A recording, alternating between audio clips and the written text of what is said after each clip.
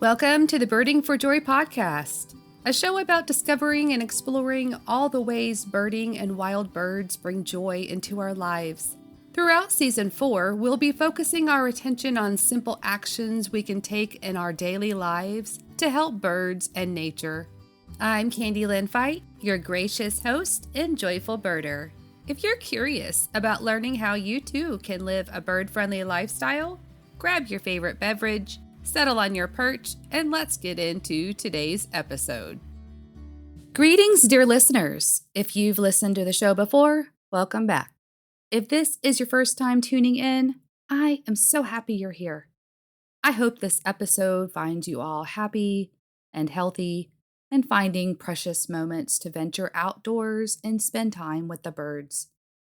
So far this season, we've taken deep dives into 5 of the 7 simple actions presented by the Smithsonian's National Zoo and Conservation Biology Institute's Bird-Friendly program. Those actions are choosing bird-friendly food products to protect disappearing habitats, sharing your sightings on eBird to help contribute to community science so that researchers can gauge changes in wild bird populations, planting native plants to shelter and nourish birds, and avoiding pesticides for a bird-friendly home, and turning out lights and treating windows to keep birds safe. Today, we're covering another simple action to living a bird-friendly lifestyle, one that I'm sure might ruffle a few feathers: keeping cats indoors to save birds. Let me begin by saying I'm not anti-cat. Cats make excellent pets.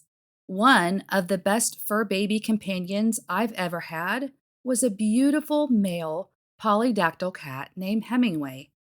Polydactyl means he had extra toes on his front paws. In Hemingway's case, he had 6 toes plus an extra thumb on each front paw. His front feet were huge, and he could even fetch tennis balls and catch flies in midair. He was one of the most gentle cats I have ever had. Never met a stranger, loved every animal he came in contact with, but even then, I kept him indoors. 1, because, well, cats are instinctive hunters, and 2, too curious for their own good. I'd had outdoor cats in the past. They all hunted. They all got into scuffles with raccoons, opossums, and feral cats, and all but 1 met their demise on the road. Back then, my property was devoid of rabbits, lizards, frogs, and yes, the wild bird population was definitely lower in my yard. Over the years, the wildlife has returned, but living in a rural area, I struggle constantly to keep the neighboring cats, or cats that have been dumped, from roaming my property.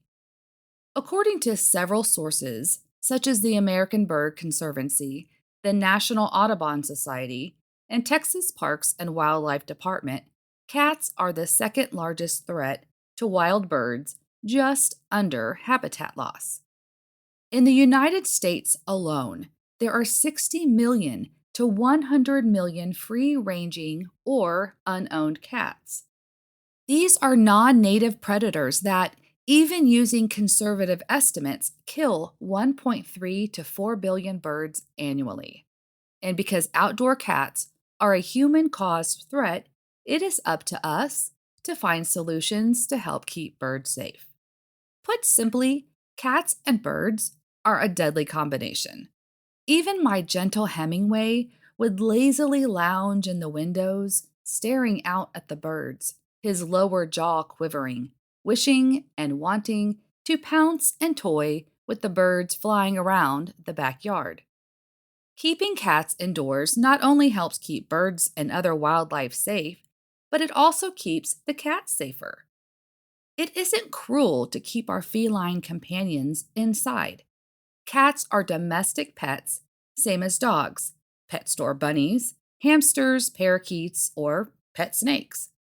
If we wouldn't allow our dogs to roam freely or our python to slither around the neighborhood to do whatever they may do, then the same should go for our kitty cats. Aside from our domestic pets making a nuisance of themselves to our neighbors or posing threats to wildlife, they are our responsibility, their safety, and their actions. Remember when I said all but one of my outdoor cats were killed by getting hit by cars? It's true.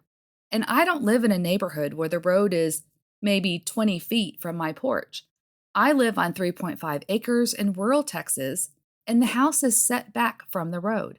But my spayed and neutered outdoor kitties were curious critters who either got into trouble with a wild animal or ventured off onto the road.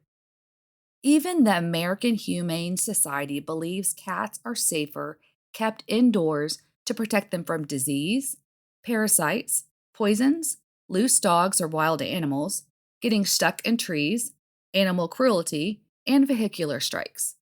So, for feline sakes, and to keep wild birds safe, keep those kitty cats inside, pretty please.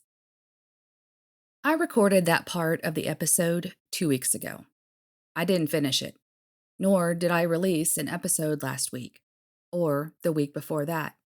To be completely honest and transparent, my motivation to encourage others to take simple actions in their everyday lives to help birds has declined over the past month. After learning the devastating results of the 2025 State of the Birds Report, trying to remain hopeful and enthusiastic while advocating for wild birds has been a challenging endeavor. Don't get me wrong, I'm still very passionate about doing my part to keep birds safe, but my effort to recruit others to do the same feels so daunting and, quite frankly, pointless. Like every episode's message, I might as well just be spitting in the wind. With so many people out there believing that science is not real or dismissing scientific research, such as the latest State of the Birds report, I am not sure how to get folks to understand that if we don't start reversing the damage already done and start making improvements, we will continue to see wild bird populations declining. And even though birding, the act of observing wild birds in their natural habitats, has nothing to do with politics, the well-being and success or failure of wild bird populations, their habitats, and the environment do. As Albert Einstein said, if I were to remain silent, I would be guilty of complicity. On April 12, 2025, the current administration moved to weaken protections for migratory birds threatened by industrial activities such as oil and gas operations. Acting Solicitor of the U.S. Department of the Interior, Gregory Zerzan, restored an opinion from the first Trump administration that the Migratory Bird Treaty Act does not apply to the accidental or incidental taking or killing of migratory birds, despite the fact that this was already ruled illegal in federal court. The directive is part of an ongoing effort to weaken the Migratory Bird Treaty Act so that it only targets the purposeful killing of birds, dropping enforcement against accidents such as oil spills, drownings in uncovered oil pits, trappings in open mining pipes, and collisions with power lines or communication towers. Eric Schneider, policy manager for the National Audubon Society, states, "We are not going to succeed in addressing the crisis facing birds and other wildlife if we let this stand." Now, why does this matter? Well, migratory birds already facing steep population declines could be at even a greater risk following regulatory changes that remove penalties for oil, gas, power, and industrial corporations when bird deaths occur in events such as the Deepwater Horizon oil spill in 2010. The environmental disaster spilled 205.8 million gallons of oil and 225,000 tons of methane into the Gulf of Mexico. According to the Center for Biological Diversity, they estimated that the spill likely harmed or killed about 82,000 birds of 102 species, about 6,165 sea turtles, as many as 25,900 marine animals, and a vast but unknown number of fish, oysters, crabs, coral, and other creatures. As for habitat, besides destroying underwater areas, the spilled oil destroyed more than 1,000 miles of shoreline, including beaches, wetlands, mangroves, and marshes. By weakening the Migratory Bird Treaty Act and not holding anyone accountable or penalizing for environmental disasters will likely have a huge impact on wild bird populations, other wildlife, and the environment in the future. Another discouraging factor is, according to the New York Times, BBC, and other sources online, the current administration has been deleting and modifying scientific data online.